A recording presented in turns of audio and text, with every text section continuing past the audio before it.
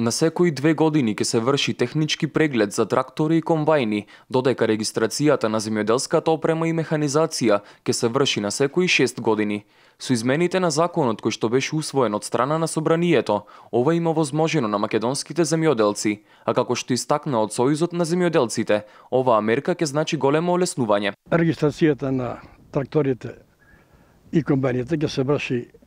еднаш за 6 години, така сме информирани, и тоа е на добра работа, што ја направи владата, околу намалувањето на трошоците за работа и безбедност и на трактористите и на другите возила во сообраќајот преку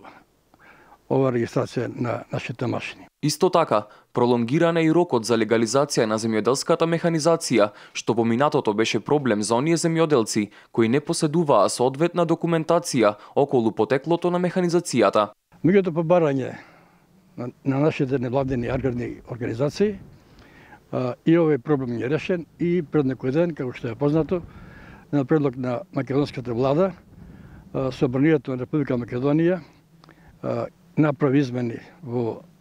Законот за легализација на земјоделските машини и сега рокот е продолжен за 1 година. Со оваа мерка, земјоделците кои својата механизација ја набавиле пред повеќе од 20 години или пак ја набавиле од друга држава, ќе можат да извршат легализација на својата опрема.